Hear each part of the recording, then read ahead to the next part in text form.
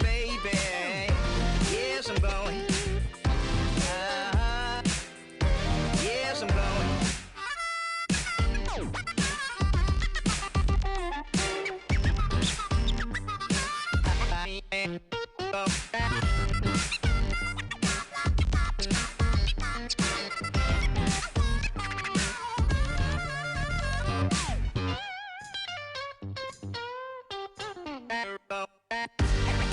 No place to go. No place to go. Darling, no place to go. No place to go. Darling, bye, baby. Yes, I'm going. Yes, I'm going. Goodbye, baby. Yes, I'm going. Yes, I'm going. Down the road I go. Down the road I go. Down the road I go. Down the road I go.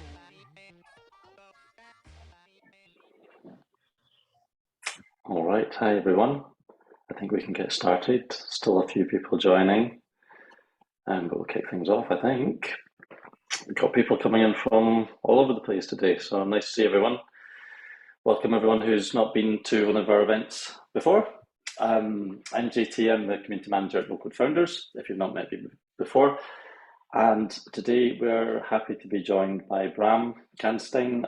And Bram has been a familiar name in the no-code space really since the beginning of no-code, I think. He's had 4 no-code exits. He is the founder of the most successful product hunt launch of all time. I think that's still the case, which was Startup Stash. Most upvoted product of all time on Product Hunt. He also runs No Code MVP, which is an online course for building a business using no-code tools.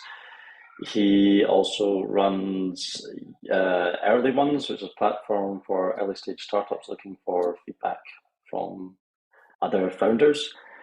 And Fernanda, Marc, hay un viento demasiado loco, pero hoy se me puso mi buena chaqueta. Someone's talking, need to mute you, sorry. And the other one is the MVP Canvas, which is Bram's unique framework to building a no-code business. Have I missed anything, Bram? No, I don't think so. Thanks, thanks for that intro. Yeah, I'm.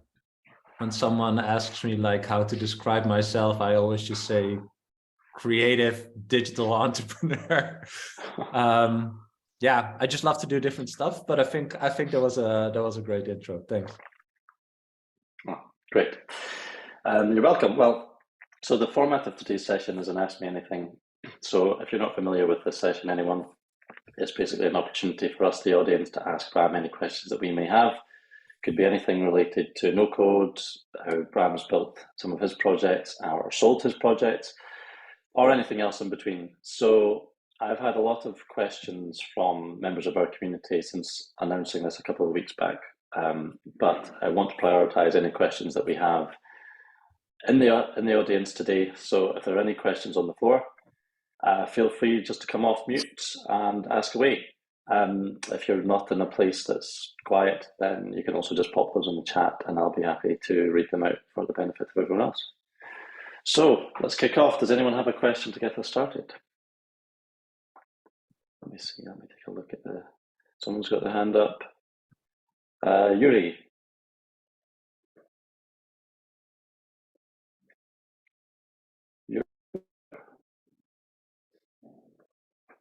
Feel free to unmute Yuri if you're there.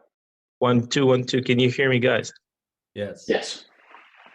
Okay. Thank you very much for making this and pushing the no-code revolution to the future. Quick question. So I am not kind of new into the no-code, but maybe you can speak about, dear guest, you can speak about Joshua, I believe. Can you please tell us about which solutions you're preferring to the SaaS maybe, or tell about something that you can that allows us, not like websites or something elaborate for web. I'm not sure if I'm making this coherent. I'm not really following. Is your question kind of what tools are best to build a SaaS application, or? Yep. Thanks. Yeah. Okay. What would you say, Bram, the best no-code tools to build a SaaS application? Well, to be honest, that's I think a very broad question.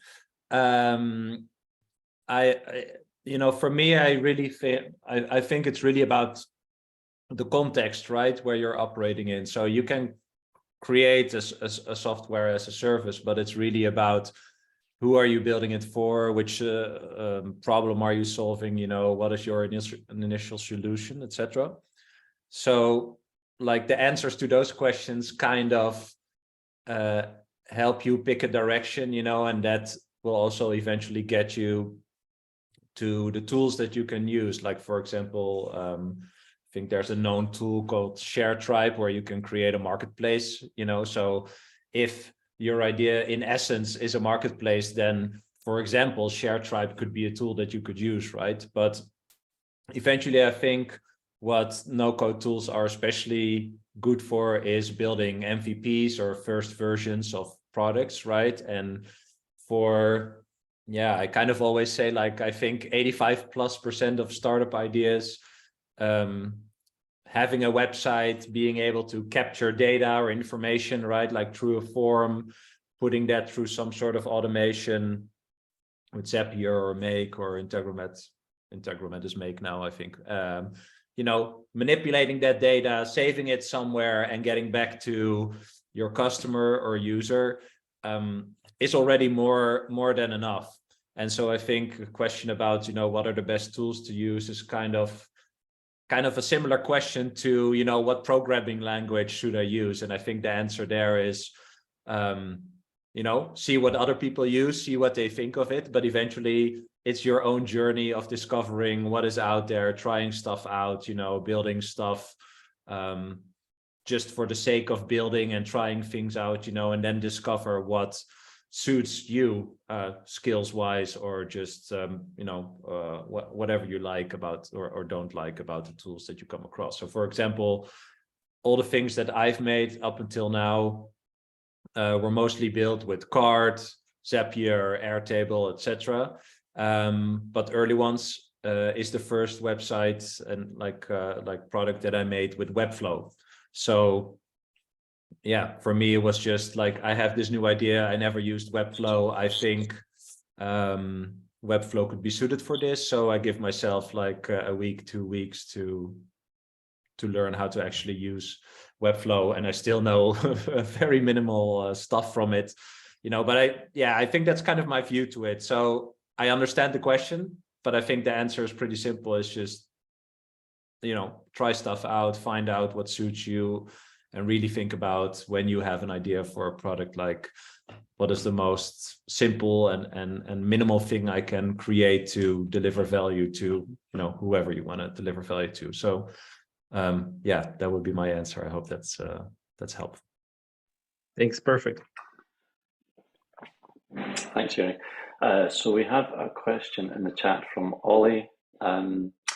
Says, right now I'm thinking about how I might reach initial users who are outside my network. Any creative suggestions for finding the right people?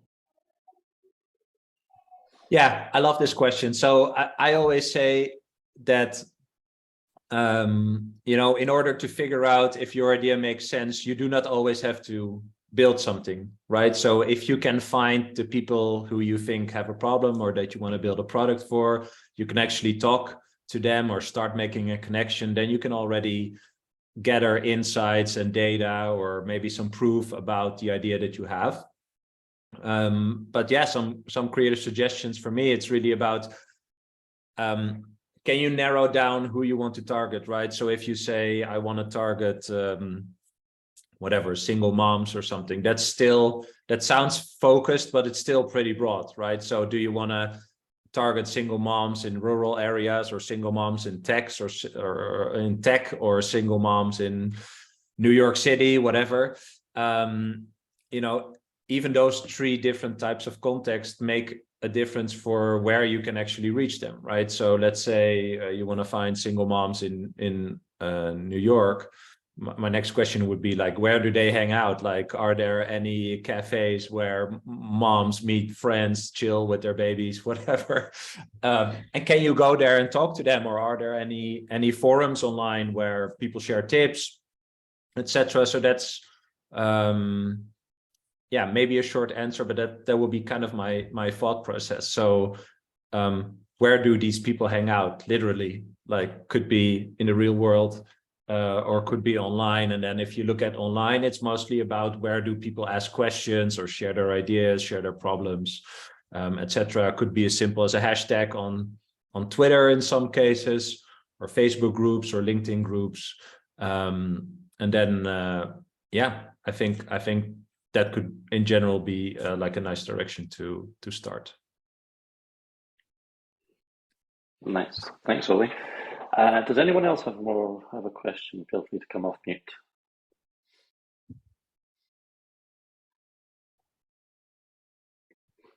If not, I will go to some of our audience questions.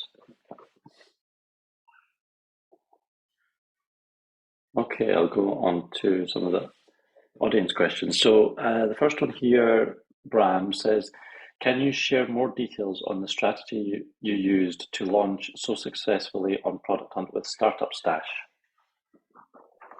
Yeah, I think that's a more general advice. Like when I discovered Product Hunt, I'm user like 2000 or something, so very, very early. And before I launched anything myself on Product Hunt, I think I helped over 100 founders and entrepreneurs launch their products. So I posted them on there.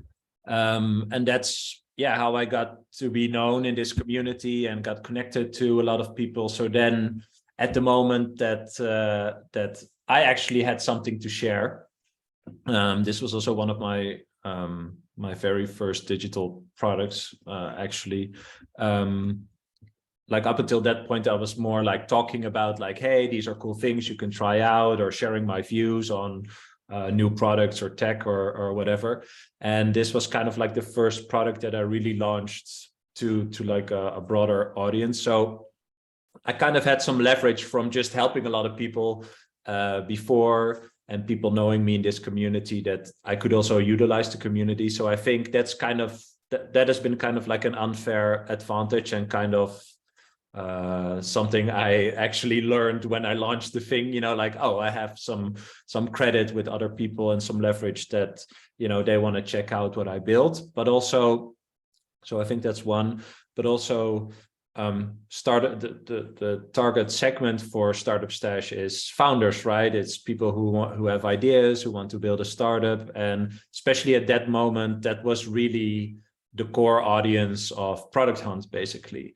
And maybe that also kind of ties in to the previous question, you know, like if you understand who you're targeting, then the next step is to understand where these people hang out, where they talk with each other, where they interact with each other. So yeah, for me, it was kind of a lucky match that the product I built, or maybe not lucky, but because it was, you know, what I was interested in. And I was one of the people that could also benefit from my own product, basically.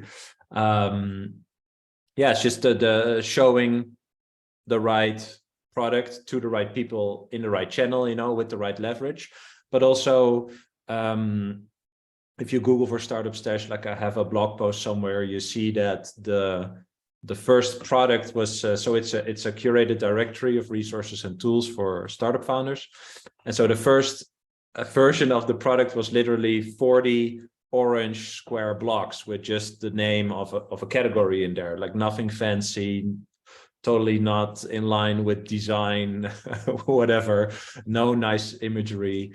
But when you clicked on a category, you saw 10 in each category, 10, you saw 10 resources and tools that, you know, could help you in your journey of building a startup. And that was actually where the value was. So I curated the internet basically, and ended up with with 400 resources and tools that could get you from A to Z with your startup. And that is what really appealed to the people on Product Hunt, right? So these were startup founders, and I was actually solving a problem for them. So the thing I made also delivered the value. So it's kind of like a two-step thing. So you find the right people in the right place, you know what their problem is, and then you actually have something of value that well, makes them also see the value actually, right? So it's not, it was just really clear for them. So I think that that are the main two things. And the other thing was, at one moment I realized, like, hey, I'm going to have about like 400 companies on this website. So before I launched, I emailed all of them and said, like, hey, I'm launching. I know there's not really anything like this out there. Like, do you want to have like a launch sponsorship with me? It's like $2,000, whatever. I made this offer, and all of them said no, like nobody paid me. But I think like 80% replied and said, like, hey, we do think it's cool, and please share with us when it's live, and then we'll share it too.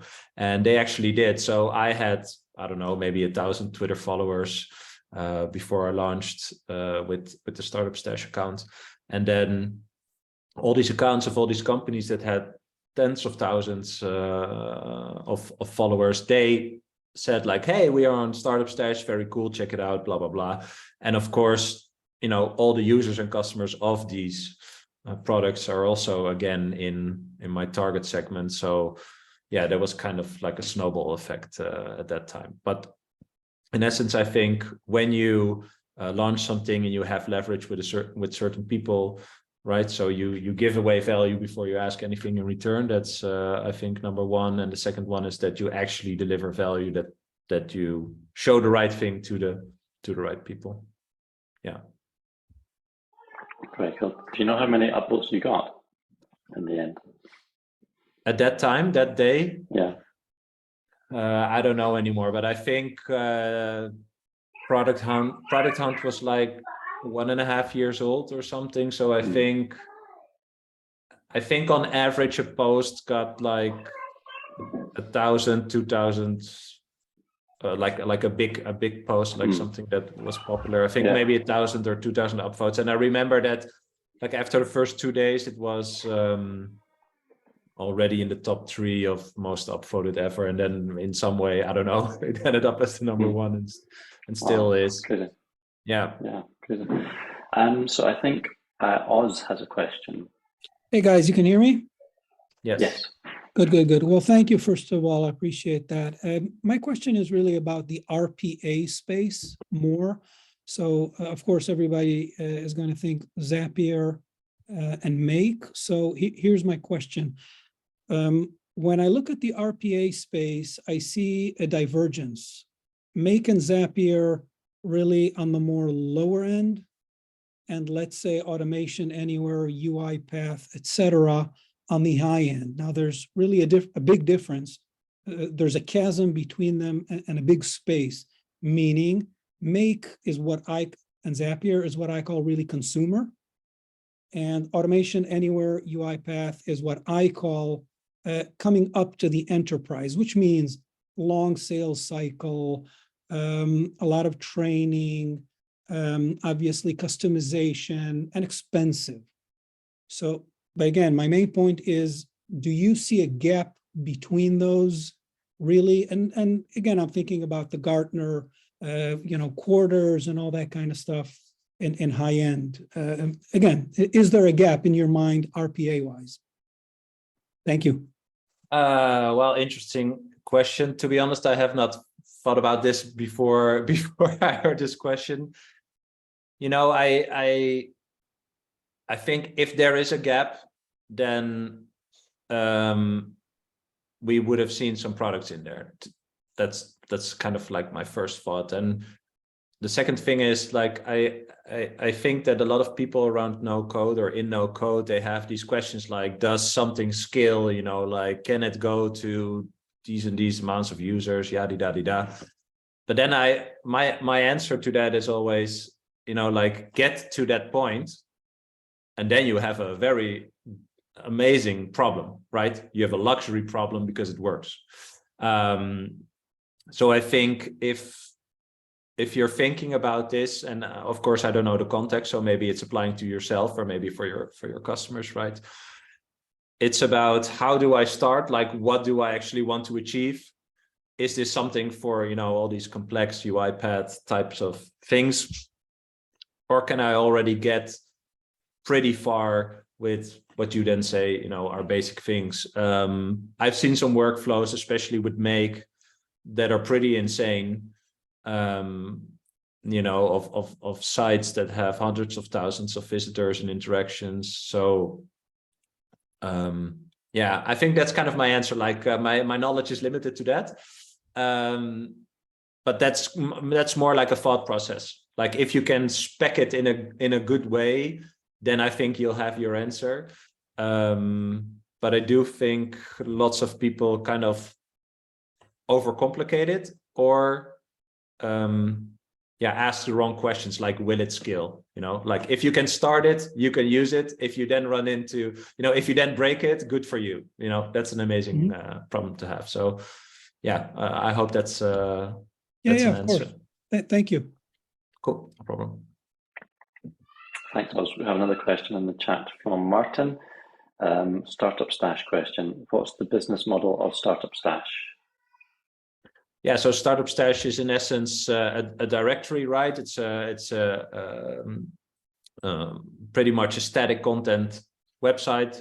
So I had eventually I ran it for about 2 years at around like 3,000 to 5,000 MRR. And basically it was just promoted content and ads and stuff. So, you know, being on top of your category or being featured on the front page or having an ad on the front page, it was just, yeah, really big traffic website. So, yeah, pretty straightforward and simple monetization options there. Yeah. Cool.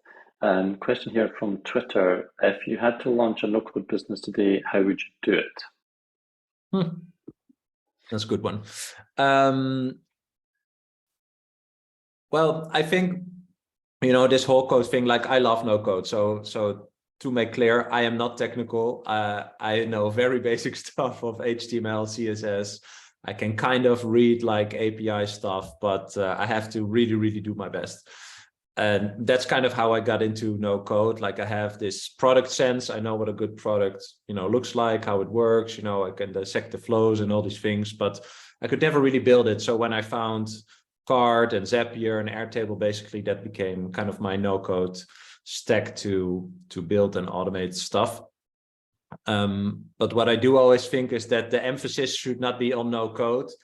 You know, like I do this without no code, or this is the no code way to do yada, or you know, I have a no code agency. Like I don't think, to be honest, I don't think it's about the tech. Like the tech should not be a selling point. Perhaps for an agency, I could debate that. But you know, do you ever see products win? You know, tech products win based on the tech that they have, you know, like that's a very limited amount of products that actually differentiate because they have a certain type of tech. And when they do, you know, those are then, you know, mostly the $1 billion type of companies. So my idea about new ideas is always the same. Like it's about figuring out, who am I actually targeting? You know, what problem do they have? Again, where do I find them? How do I talk to them? How can I understand their problem? Like all these things, a lot of these things pretty much come before you build anything, whether it's with code or with no code. So when I start a new idea, I usually try to gather information and data to kind of substantiate the assumptions that I have around the idea that I have, whether it's do products similar to this already exist? What do people talk about? I look on Reddit, try to find some LinkedIn groups, etc. Well, I'm not sure if this answers the questions, but that's kind of how I start. So I assume that my idea sucks. I'm assume that, you know, my idea is just my combination of different assumptions of things I know and have seen and just randomly think of, and that it's up to me to prove that it makes sense, right? So also when you talk about startup validation or idea validation, it's not about proving you are right. It's assuming you are wrong, trying to prove that you are actually wrong. And if you do not succeed in proving yourself wrong, then the idea makes sense. So it's actually the other way around than I think how most people view idea validation, right? They try to look for why their idea would work, while it's about trying to prove that it won't work. And if you fail at that, then that's a signal to continue with an idea, I think. Yeah. Very nice. Good insight. Question in the chat from Adi. What are the 3 to 5 areas or categories on which you rate or judge a no-code project? Yeah, it ties in with what I just said. I don't care if it's no code or not. It's about, do you deliver the value that you think the people that you target, are looking for? And that's what it's all about. That's what every business and every product is about. Like, do you deliver the actual value? To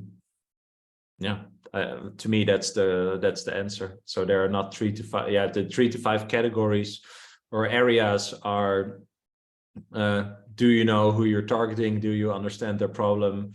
And do you have an idea of the value that you need to deliver?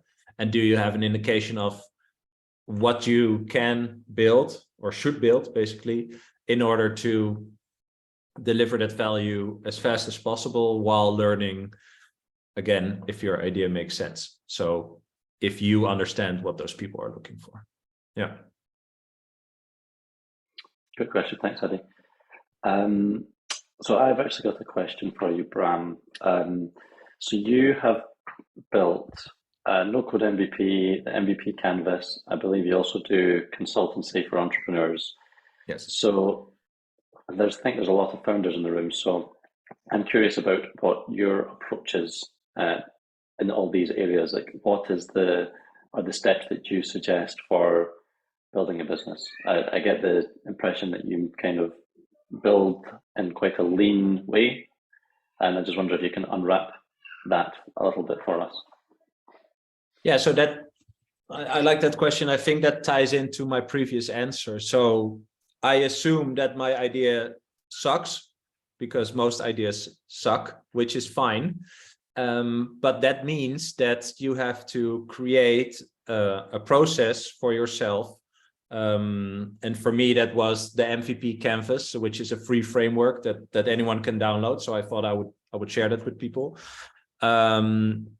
Which I don't follow to the teeth, but it's more like a mental model or like a tool where, I attach these certain activities that I use to go through ideas.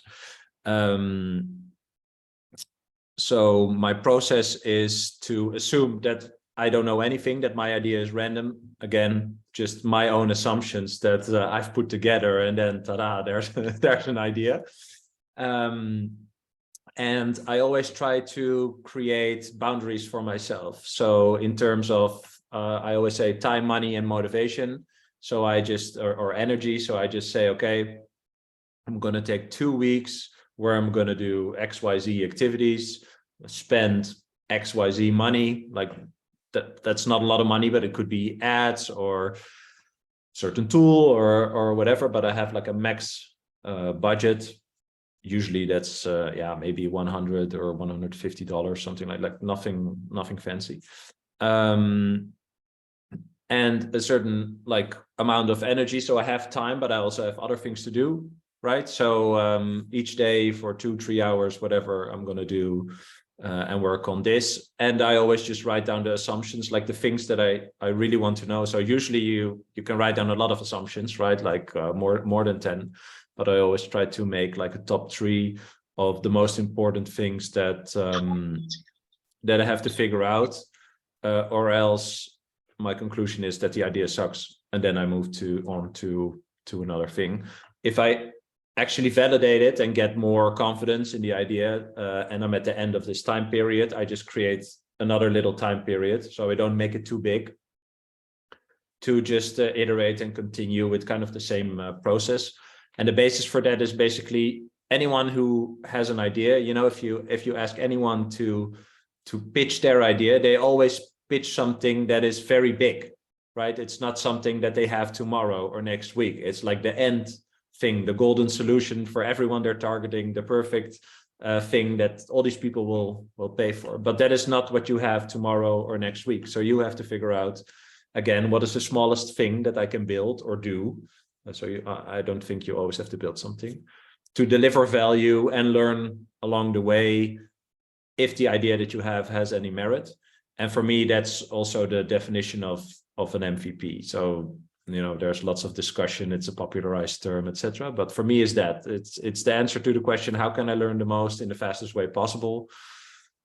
That's basically it. Yeah. So for example, the no-code MVP course, now there's almost 1,000 people in there, like almost 150K revenue, etc. But I started that with one really long keynote, which was just my thoughts on paper, like the flow I follow, you know, the whole structure, the tools I use, all these things. And I turned it into a workshop. I did 5 workshops at corporate companies with their innovation teams, and just based on the workshop for which I got paid, I just iterated the content. You know, that's very important, by the way. It's the context. The context is really important, right? So this is a course, it's an information product. What do I actually iterate on? I have to make sure that the content of the course makes sense. That is what I validate, you know. So I have an idea in my head of how people should approach it. If I actually show it to people and I get the feedback and I can improve every time that I give the workshop and people are still happy, then I have to ask myself the question, you know, am I comfortable to turn this into a course and show this to more people rather than just the 50 or 70 people that have now seen it? You know, that's of course a very small group. So yeah, I think that's how anyone can start. You know, like you can show your product or your idea to 2,000 or 3,000 people and still pull the plug. So that doesn't really matter. Like in the scale of the world, it doesn't really matter if you told so many people about your idea and then you still quit. Like for some ideas, it's necessary that you show it to maybe even 50,000 people before you figure out if it makes sense. So yeah. Great insights. Thanks, Bram. I've added links for everyone in the chat for MVP Canvas and no-code MVP, so you can check those out. Another question here from Martin in the chat. What are the key tools you are personally using to manage your businesses? Very simple. I use Stripe and Notion and just basic stuff, Google Calendar, I don't know, like just very basic stuff. And I have a bookkeeper and I give him a printout of Stripe and I say, good luck, you know, figure it out, basically. Like nothing super comprehensive, to be honest. Yeah. I like it. I think simple stacks are the best, simple productivity stacks. Otherwise things get too complicated. Yeah, I agree. Another question from the community. What are your predictions? Any CRM? This is a good follow-up question. Sorry.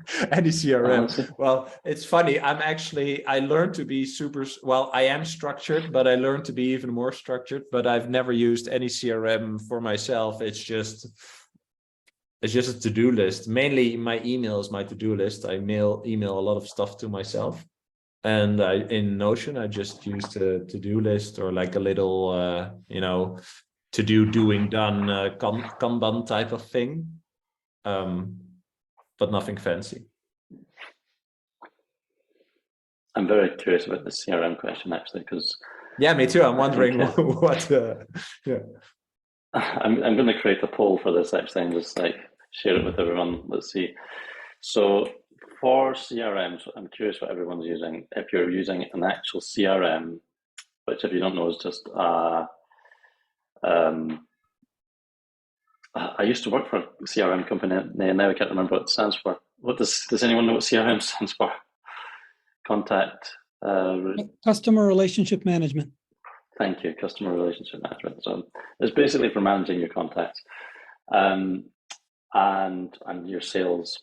So I'm curious if people are using CRMs or if you're using like productivity tools like Notion, Airtable, spreadsheets, etc. So, but here again is kind of the same thing, right? So as to you know, use whatever works for you, right? So for example, I have Notion. I can have like a CRM type table or to-do list in Notion, and once that doesn't work anymore, then I know that I'm doing well, you know, or that I have a problem and have to look for these things. So just because there's so much out there doesn't mean you have to pay attention to all these things, if that makes sense. It's kind of like, it's easy to fall into this trap of like analysis paralysis and want to, you know, set everything up before you actually start. But if you actually start and it makes sense, you know, in the core of what you do, whatever it is, you know, whether it's a service or a product, if it makes sense, you're going to break your initial operational setup, and that's a good thing. So yeah, to be honest, I wouldn't worry too much about stuff like that before you start. I mean, you'll run into your own created problems soon enough, and I think that's just part of it. Like yeah, great.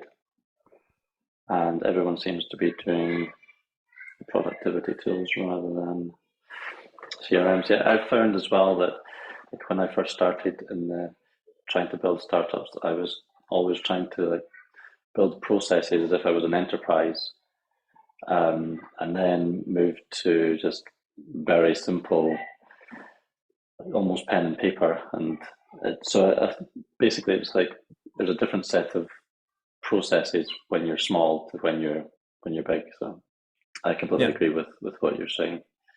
Was another question there? Oh yeah, so the question from the community is, what are your predictions for no code in 5 years? Yeah, no clue. I mean, I think in tech, especially like a timeline like that is even very unpredictable, right? Like you can see, I don't know, look at the Gartner hype cycle, or what's it called? Yeah, Gartner hype cycle, like, you know, what are the things that are coming? But to be honest, you know, we knew about AI and all these things all along. But when this ChatGPT thing came out, like 2 weeks later, I was at the hairdresser and these guys were talking about ChatGPT, guys that have never heard talk about anything tech. And they were talking about it, and I was like, "Oh, damn! This is like, you know, that the new iPhone came out, you know, like kind of similar." So yeah, these predictions I think are difficult, and yeah, I don't know. I'm not even going to try because I just don't know. But what I do think, and why I love no code especially, is that I really think that, you know, all the people who can code, you know, 1% of the people, they definitely do not have all the best ideas. And why I like no code is that it just gives people who are entrepreneurial and people who have ideas, like the chance and the opportunity to actually do something with their ideas, right? Like try to figure out, again, if these ideas make sense, maybe I can make a business or whatever. So if I have to say something about that in the next 5 years, I think that will exponentially become way more known, probably taught in like business school and stuff like that. Because if you are into business and you do business school, for example, in my course, I also have one quote from Paul Graham from Y Combinator, and he says, kind of paraphrasing, but he says like, you have to do the first part of the startup yourself, you know. So if you are the person who has an idea, you have to do the first part, and whatever the activities are, you have to do that first in order to, one, gain the evidence that it makes sense, but also to, if you are, you know, allowed based on the evidence to continue with your idea. If you hire other people like salespeople or maybe a developer who's building something custom or whatever, then you can actually brief them because you did it before, right? So if you did 50 sales before and heard, I don't know, 100 no's, then you can actually brief a sales guy on what to do. So he says it's essential that you do that first part yourself. And because everything is becoming more digital, etc., I think there will be, of course, way more ideas that have some sort of digital element. So if you are a business person and you can use no-code tools to actually execute on that first part, you are way further along than business people were 5 years ago, because they had to find someone else to actually do that digital part. And I'm assuming that's also where a lot of ideas just got killed because they couldn't find anyone to help them, etc. So if you're empowered to do this first part yourself, yeah, then I think we'll see more interesting ideas come to light, which I think is a good thing in general. So yeah. Totally So I hope agree that's with an that. answer. No, thank you. Another question in the chat from Martin related to the CRM. I was curious of how you pull key usage data from thousands of users. So I guess that's more for some of your existing projects, how you're getting usage data for those. Yeah. Well, I don't use a CRM. So. Yeah. So I'm not sure if, I think it's maybe meaning outside of the CRM or just like related in the sense that it's about data, how you track usage data. Yeah, I think again, this is kind of, and I don't want to insult Martin, but I would love to hear the context.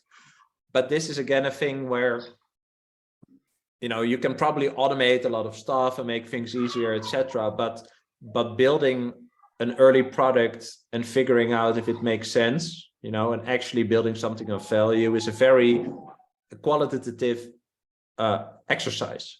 And again, especially in the early stages, you have to go through that yourself. So even when you have 500 users, I would say you can manage them all, right? So yeah, well, if we're talking about Product Hunt, for example, Ryan, the founder of Product Hunt, he manually invited and emailed and accepted and all these things like the first 2,500 users. And because he did that, he could also email any one of them at any time, right? Because they felt special, they were the first, there was actually value in the tool that they were using on a daily basis, especially in the beginning.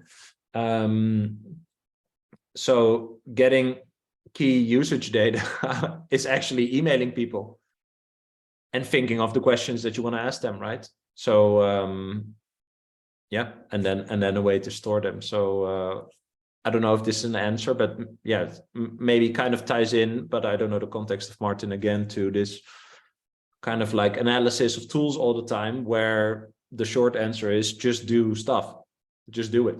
Like stop over analyzing these things. You know, once you run into your own limitations, figure it out as you go. There's no, I would say there's less value in figuring it out all up front than just doing it and running into the limitations all the time. Yeah. But I would love to hear Martin's context. Yeah,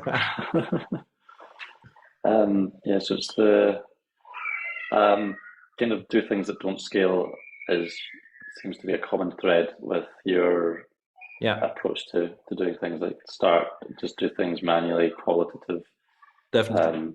Data and grow organically that way, which I think is a great approach.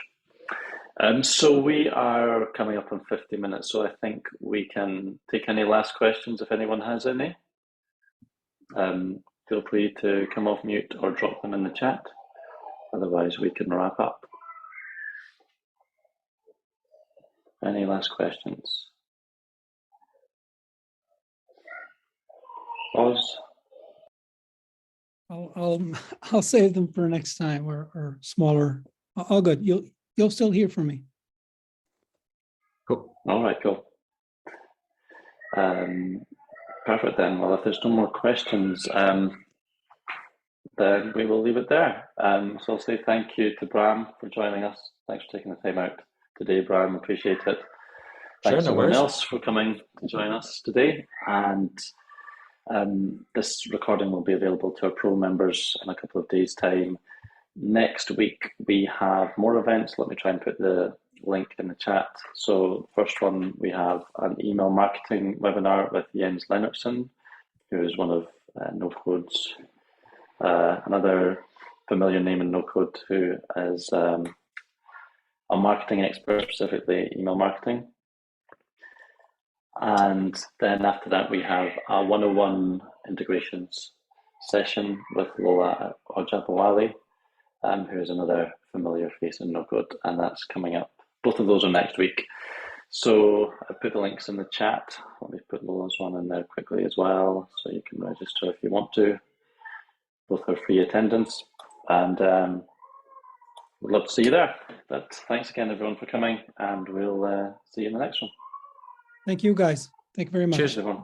Happy to help. Bye.